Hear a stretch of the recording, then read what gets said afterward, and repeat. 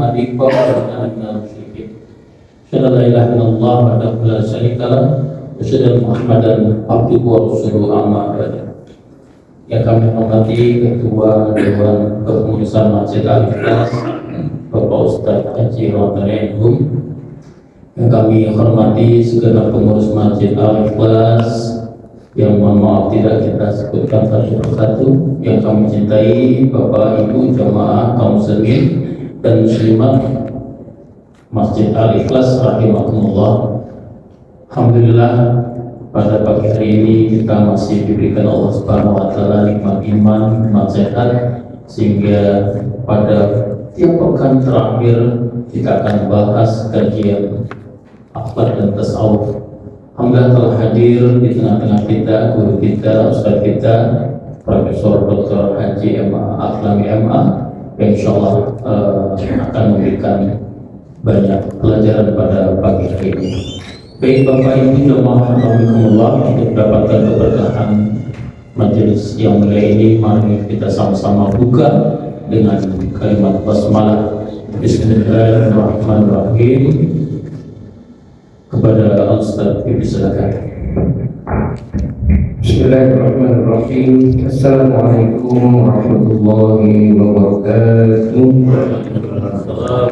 Alhamdulillahirabbil alamin, wa bihi nasta'in ala umuri dunya waddin, wassalatu wassalamu ala asyrafil anbiya wal mursalin sayyidina maulana Muhammadin wa ala alihi wa sahbihi ajma'in, amma ba'd.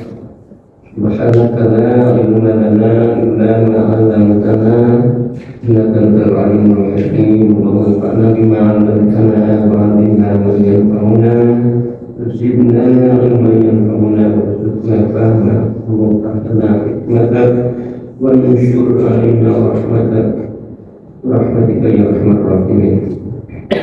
Amin ya rabbal alamin. Wabarakatuh jamaah subuh Masjid Al-Ikhlas. Alhamdulillah, mari kita bersyukur kepada Allah Subhanahu wa taala dan mengucapkan alhamdulillah rabbil alamin. Subuh ini diberi nikmat banyak dari Allah Subhanahu wa taala. Nikmat kita sudah dapat melaksanakan ibadah sholat subuh berjamaah, zikir, berdoa. Kemudian kita diberi kesempatan dan kemampuan untuk bisa duduk di majelis ilmu. Mudah-mudahan segala rangkaian amaliyah kita mengawali kehidupan kita pada hari ini mendapatkan berkah dan fadilah dari Allah Subhanahu wa taala. Amin. Salawat dan salam semoga Allah limpahkan kepada baginda kita Muhammad sallallahu alaihi wasallam, dan keluarganya, para sahabat-sahabatnya, dan kita sekalian dan umatnya. Mudah-mudahan kita mendapat syafaat dari beliau di akhir. Allahumma amin ya rabbal alamin. Sampai kita pada Nubuwatul Rabi'ah, kemarin kita sudah baca masalah, kita bahas tentang Aqabatul Awalid.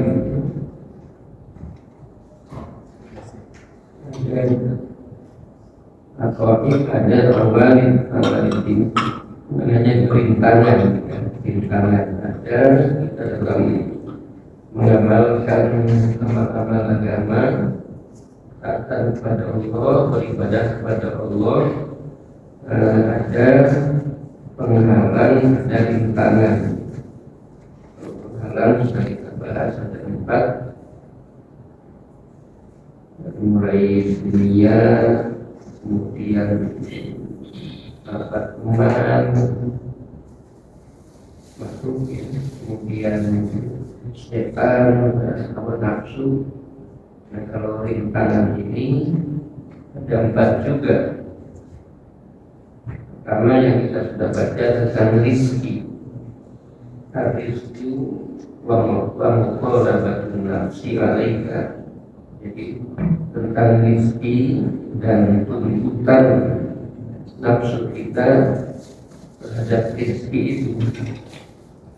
Dan kita butuh rezeki,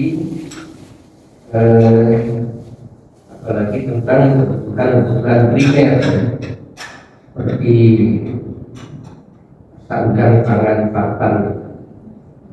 Dan ini mendapatkan rezeki dari Allah Subhanahu wa Ta'ala untuk memenuhi hajat dalam kehidupan kita. Tapi karena di sela-sela atau di saat proses kita mendapatkan rezeki itu ada rintangannya. Misalnya lupa dengan waktu, sehingga banyak di antara hamba-hamba Allah yang semestinya sudah menghadap Allah untuk sholat, kemudian gara-gara untuk menjadi rezeki, masyarakat kehidupan melalaikan, bahkan mengabaikan dan meninggalkan yang pokok atau yang menjadi kewajibannya. Dan syaghilah ibadatillah ta'ala, bisa saja kemudian rezeki dan keinginan tuntutan untuk mendapatkan rezeki itu menjadikan sebuah kesibukan an ibadatillah ta'ala, terjauh dari ibadah kepada Allah Ta'ala. Bisa disabilihkan dengan menutup jalan ibadah, karena ya kesibukan. Nah, ini yang mestinya kita waspadai, jangan sampai kita mencari rezeki tapi kemudian kita melalaikan kewajiban-kewajiban. Yang kedua, terkadang rezeki itu juga ada rezeki yang halal, ada rezeki yang haram. Yang halal, yang haram. Jadi kalau rezeki berupa sesuatu yang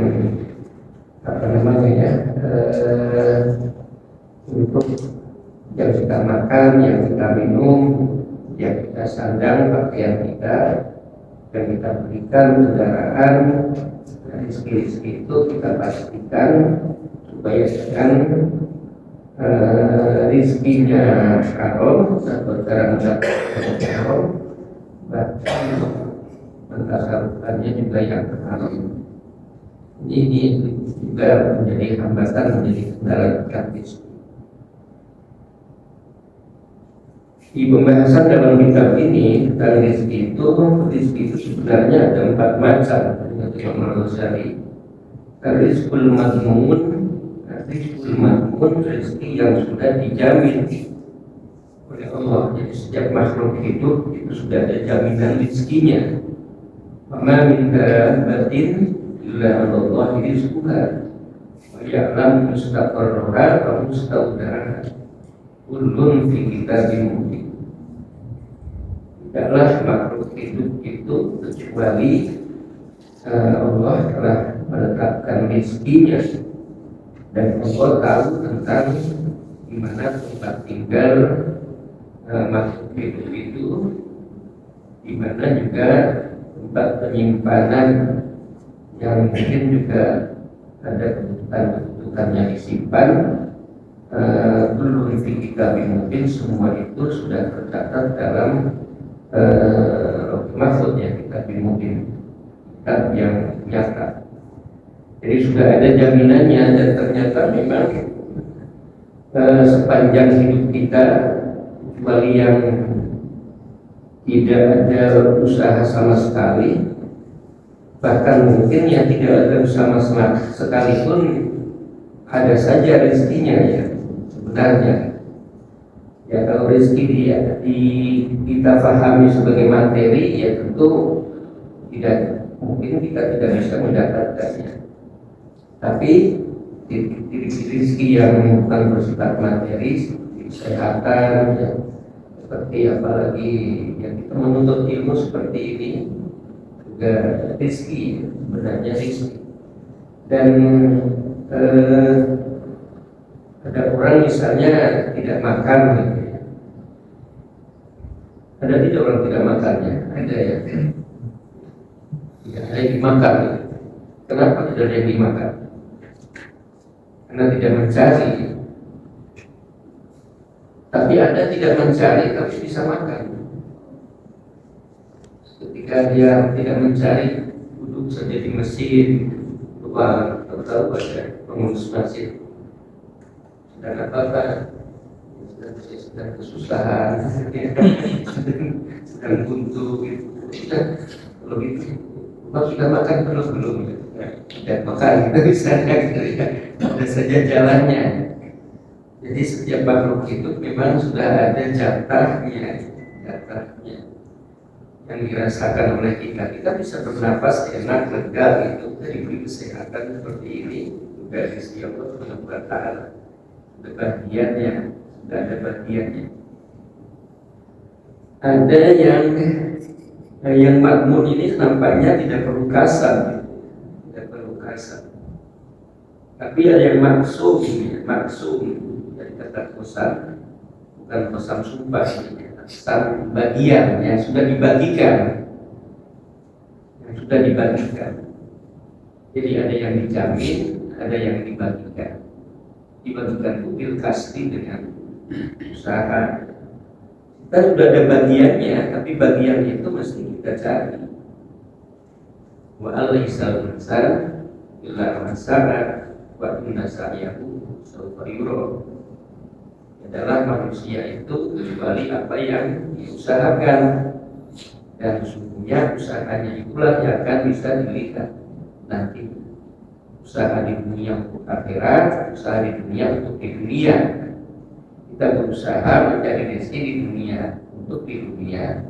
Kita usaha mencari rezeki, dan rezeki itu juga bisa kita jadikan sebagai amal akhirat dengan kita zakat, dengan kita bersedekah, kemudian menjadi untuk kita bisa lihat di akhirat kelak.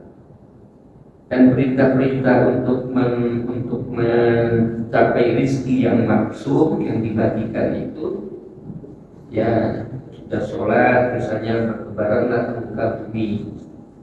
Kita datang waktu adzan Jumat, pantas itu apa? Tidak menjadi sholat. Bukan. Tidak menjadi sholat miyum Jumat. Fas'au ila dzikrillah. Kalau sudah ada panggilan, maka penuhi panggilan itu untuk mengingat Allah, sholat Jumat ketika itu ya dalam ayat itu. Sudah selesai sholat, bertebaranlah. Jadi sebelum Jumat ya ada usaha, kemudian sesudah Jumat ya silakan usaha kembali kan. Bagi fima atakallahu darul akhirah rasa nasibaka minat dunia. Adalah apa yang Allah datangkan untuk kampung akhirat, jangan lupa kamu juga mendapatkan bagian itu di dunia. Nah ini yang maksum, ini yang biasa ya, biasa. Kemudian ada yang al-mamluk, rizqul mamluk, rezeki yang dimiliki. Sesudah kita usaha, lalu kita menjadi memiliki rezeki, memiliki harta, memiliki jadi yang kita miliki itu sebenarnya adalah yang sudah ditentukan oleh Allah, sudah dijamin dan sudah dibagikan oleh Allah atas pemberian Allah, atas usaha kita.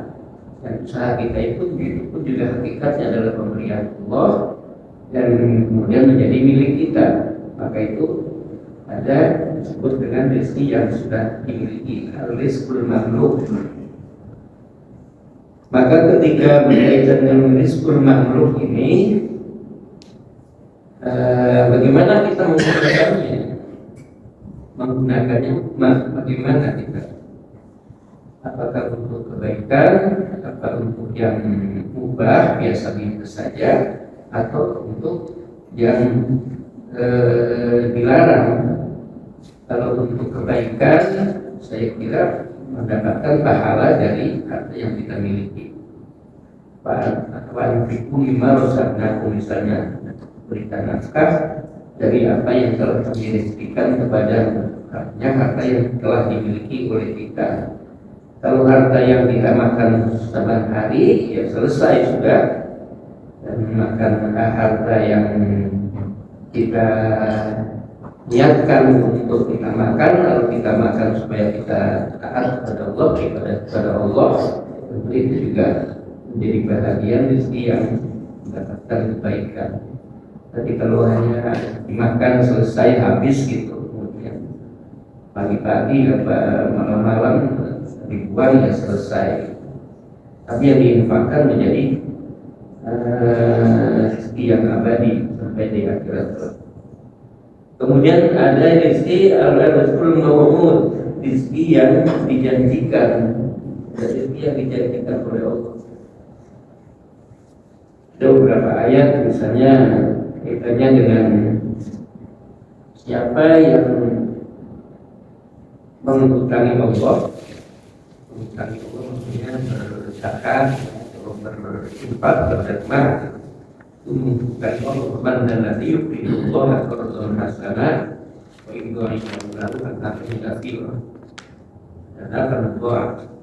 Jadi kalau kita telah memberikan sesuai dengan Allah perintahkan kepada kita, Allah akan balas dengan berlipat ganda. Jadi berlipat gandanya rezeki kita itu disebabkan karena kita menginfakkan dari harta yang kita miliki. Jadi itu maupun Allah berjanji wa idharifu lahu an-nafsi.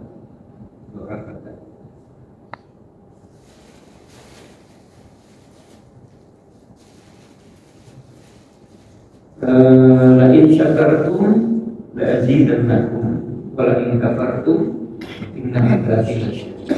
Kalau kamu bersyukur berarti maaf Allah akan aku tambahkan, tapi kalau kufur siksaku sangat pedih. Jadi orang yang bersyukur, ini nikmat dan rezeki. Apa bedanya nikmat dan rezeki? Kalau rezeki itu bahagian dari nikmat, rezeki bahagian dari nikmat. Nikmat lebih luas daripada rezeki. Karena dalam nikmat itu semuanya yang mengenakan, mensejahterakan, menyenangkan. Kalau rezeki belum tentu ada rezeki yang haram. Ya kita karena mendapatkan dengan jalan haram, ya tidak nikmat, bukan nikmat. Kalau nikmat pasti yang baik. Makanya nikmat itu lamanya ada. Allah memberikan nikmat kepada kita atau Allah memberikan adab kepada kita. Alhamdulillah misalnya seperti itu. Nah ini ada kaitannya dengan nikmat, tentu berupa rezeki. Ya. La in syakartum la azidannakum, kalau kamu bersyukur akan aku tambah. Syukur di situ artinya syukur terhadap nikmat itu, menggunakan nikmat itu sesuai dengan sang pemberi nikmat, al-Mu'in, ya Allah Subhanahu wa Ta'ala. Syukur kita dengan nikmat sehat yang kita gunakan untuk taat kepada Allah, ibadah kepada Allah. Dan diberi nikmat misalnya ilmu, alhamdulillah, mudah-mudahan ilmu itu memberikan hidayah kepada kita. Kalau kita memberikan hidayah, berarti syukur dengan nikmat ilmu itu, maka Allah akan tambahkan dari ilmu yang belum kita ketahui. Tapi kalau tidak syukur, tidak menjadikan dia mendapatkan hidayah atau tidak mengamalkan, maka ya ada balasannya. Apalagi kaitannya dengan nikmat Allah berupa harta. Kalau kita tidak syukur, orang yang tidak syukur pasti merasa kurang terus. Orang merasa kurang terus, hawanya itu tidak pernah habis-habisnya, terus saja. Dan akibatnya kita kelelahan, dan adab dari kelelahan itu sebagai sebuah adab.